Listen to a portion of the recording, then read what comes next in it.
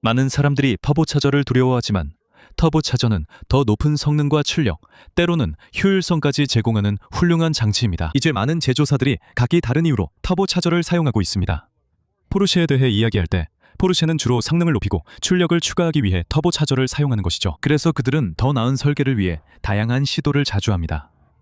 더 나은 냉각 윤활 시스템을 추가하고 더 높은 부스트 압력에 견딜 수 있는 엔진을 설계합니다. 그래서 그들은 더 낮은 정적 압축비의 엔진을 만듭니다.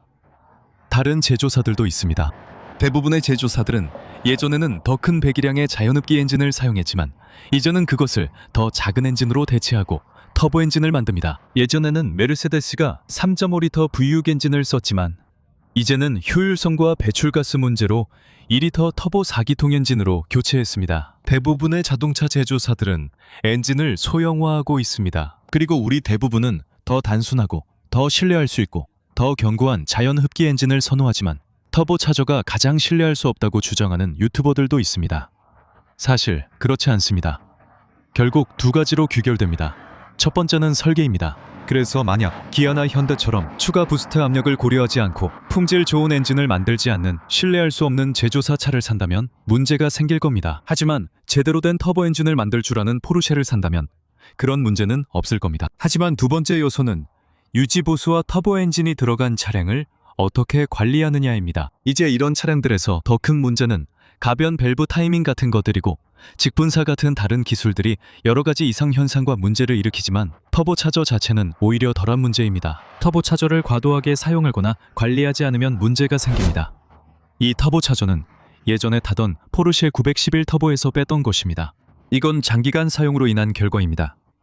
터보차저는 관리가 안 되면 마모되고 이 터보차저는 베어링과 실 문제로 고장났습니다.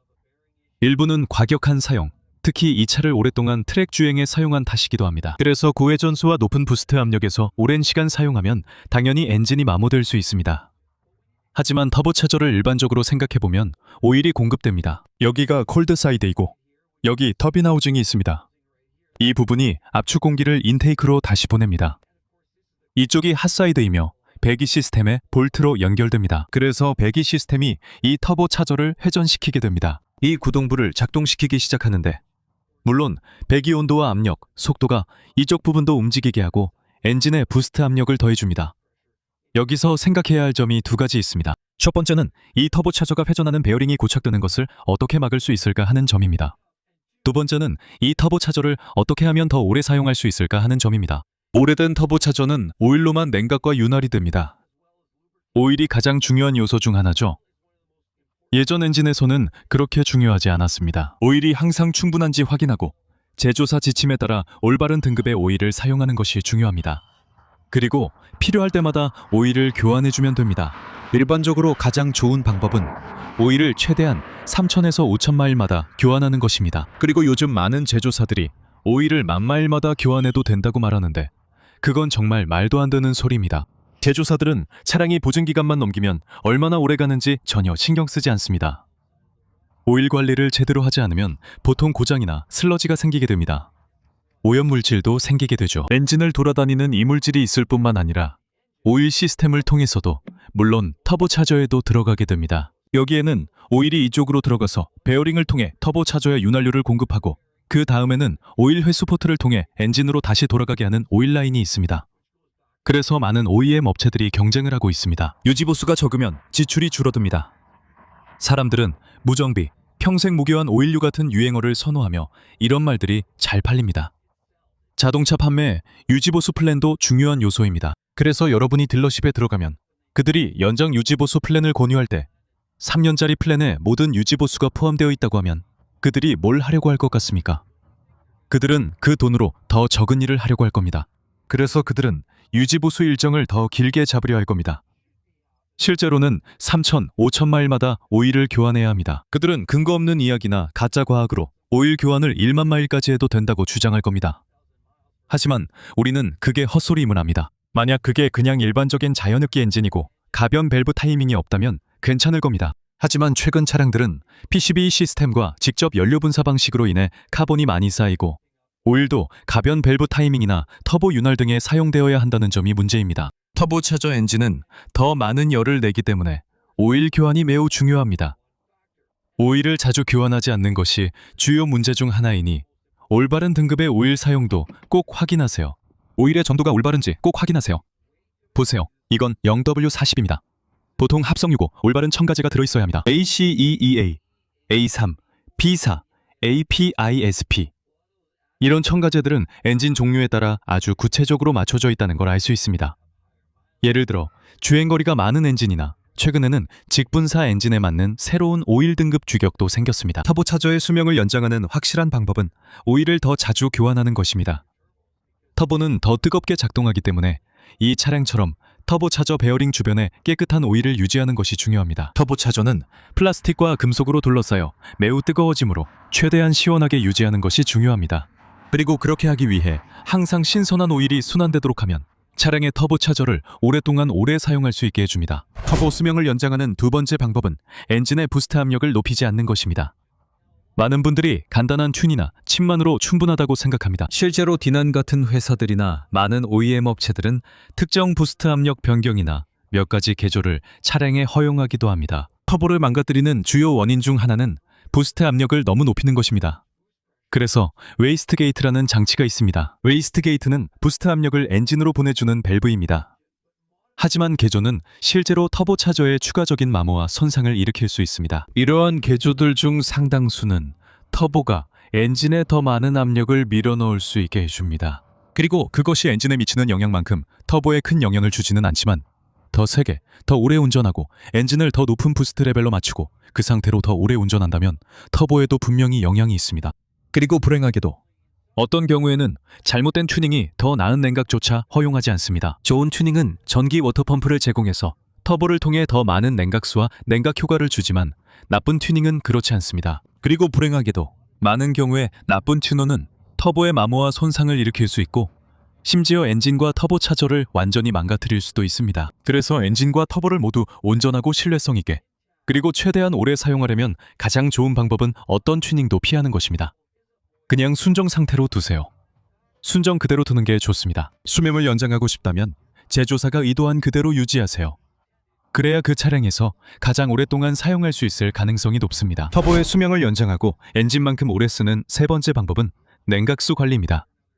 요즘 대부분의 터보는 냉각수로 식혀집니다. 냉각 시스템은 매우 중요하며 단순히 엔진을 식히는 것 이상의 역할을 합니다.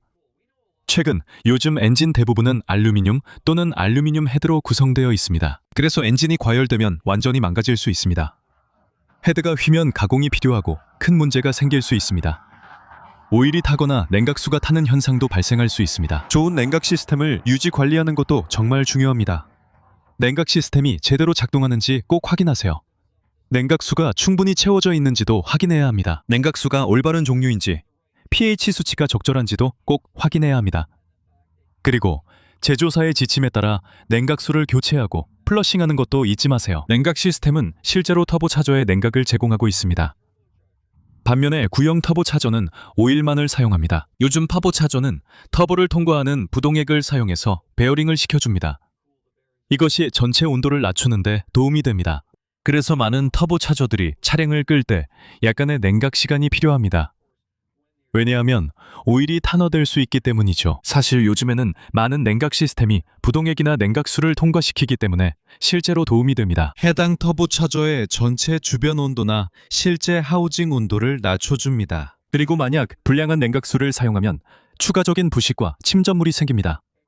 그리고 물론 터보차저를 제대로 통과하는 흐름이 생기지 않게 되는데 사실 그게 바로 꼭 필요한 부분입니다. 침전물, 찌꺼기, 부식이 많아질수록 흐름이 제한됩니다.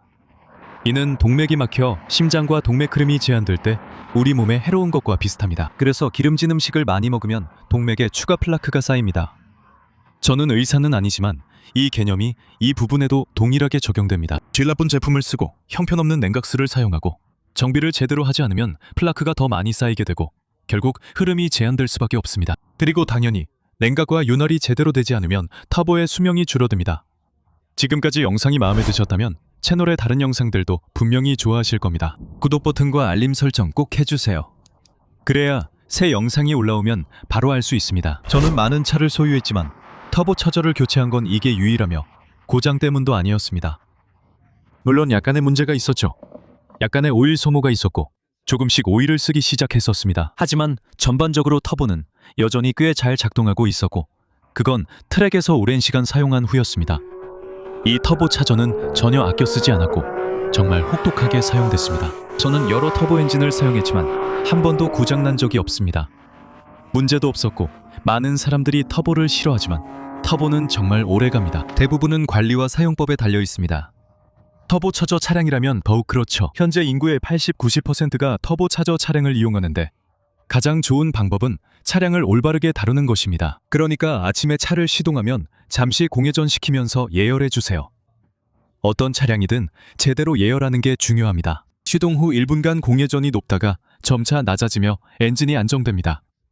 엔진이 안정되면 천천히 운전하시면 됩니다. 차를 심하게 몰지 마시고 엔진을 과하게 돌리지 마세요. 급가속도 하지 마세요. 차량이 천천히 온도를 올릴 수 있도록 서서히 운전해서 목적지까지 가세요. 고속도로 진입 시 차량 온도가 올라왔으니 그때부터 평소대로 운전하면 됩니다. 중요한 건 예열입니다. 정상 운행 온도에 제대로 도달하면 이제 출발하셔도 됩니다. 그러면 윤활유도 잘 돌고 냉각수도 제대로 순환되고 모든 게 정상 상태가 됩니다. 터보 차저도 충분히 냉각과 윤활을 받고 있습니다. 그러나 집 진입로에 도착해 바로 시동을 끄는 것은 큰 실수입니다. 많은 분들이 이런 실수를 합니다. 자연흡기 엔진은 바로 시동을 꺼도 되지만 터보 차저 엔진은 냉각 시간이 필요합니다. 이를 모르는 분들도 있습니다. 저에게 요즘 터보 차저에 냉각 시스템이 있어 냉각수가 터보를 통과한다며 논쟁하는 분들도 있었습니다. 차를 꺼도 냉각수가. 요즘은 많은 전동 워터펌프가 터보를 통해 계속 냉각수를 순환시키기도 하죠. 그건 사실입니다. 실제로 그런 일이 일어나고 도움이 되기도 합니다. 하지만 사실은 터보가 더 이상 회전하지 않는다는 겁니다. 그리고 터보가 계속 회전하고 하우징이 그렇게 돌고 있는 한 오일이 그 안에서 굳어붙지 않습니다. 터보가 그렇게 멈추는 순간 갑자기 베어링 주변에 뜨거운 오일이 남게 되고 그 오일이 그 안에 갇혀서 베어링 주변에 굳고 탄화되기 시작합니다. 네, 냉각 시스템이 터보 온도 낮추는 데 도움이 된다는 것도 알고 있습니다. 하지만 차를 세게 몰았고 오일이 여전히 매우 뜨거운 상태에서 터보 차저와 터빈이 멈추면 이제 터보 베어링이 완전히 고착되는 상황을 자초하게 되는 겁니다. 엔진이 꺼진 후에도 냉각수가 터보를 통해 계속 순환되는 냉각 시스템이 있다고 해도 오일이 여전히 매우 뜨겁고 터보가 회전하지 않는다는 사실은 변하지 않습니다. 시간이 지나면 터보의 오일이 탄화되는 문제가 생길 수 있습니다. 많은 대형 디젤 엔진과 대형 화물 트럭이 오래 달리는 이유는 디젤 엔진이 높은 부스트를 잘 견디고 또 하나는 터보입니다. 그들의 터보가 오래가는 이유는 무엇일까요? 많은 사람들이 디젤 엔진을 오래 공회전시키기 때문입니다. 이 공회전이 엔진 예열과 식힘 역할을 합니다. 그리고 많은 전문 운전자들, 즉 대형 화물차 운전자들은 저 RPM에서 일정 시간 동안 그냥 공회전을 시킵니다. 이제 터보의 수명을 연장하기에 완벽한 조건이 갖춰진 셈이죠. 그래서 제가 추천하는 가장 좋은 방법은 적절한 예열, 운전, 그리고 물론 식혀주는 것입니다. 또 하나의 예방 조치가 있습니다. 예방이 치료보다 낫다는 말처럼 나머지는 다들 아실 겁니다. 그러니까 터보차저 엔진을 구매하려고 한다면 오랫동안 터보차저 엔진을 만들어 온 제조사에서 사는 게 좋습니다. 포르쉐를 보세요. 그들은 터보 엔진을 설계해왔고 터보 엔진으로 레이스도 해왔습니다. 페라리도 오랫동안 터보 엔진을 제작해왔죠. 물론 좋지만 모두가 그런 돈이 있는 것도 아니고 그런 돈을 쓰고 싶어하는 것도 아닙니다. 장기간 터보 엔진을 만든 OEM은 많으며 BMW도 그 예입니다. 2007년 BMW는 N54 엔진 문제를 겪었지만 대부분 해결해 지금은 견고한 터보차저 엔진을 보유하고 있습니다. 특정 RS 모델 아우디, 예를 들어 RS3, 나 터보차저 5기통 엔진, 이 들어간 TTRS도 생각해보세요. 그 엔진은 레이싱에서 전설적입니다. 오랫동안 터보차저 엔진을 만들어온 OEM 제조사들과 이제 막 이 시장에 진입했거나 갑자기 터보 엔진을 내놓는 제조사들을 비교해서 생각해보세요. 그런 제조사들이 더 많은 문제를 겪을 가능성이 높다고 볼 수 있습니다. 오랫동안 터보 엔진을 만들어온 제조사를 선택하세요. 저도 이런 규칙을 따르면서 수년간 터보차저 차량을 여러 대 소유했지만 수천 달러를 절약할 수 있었습니다.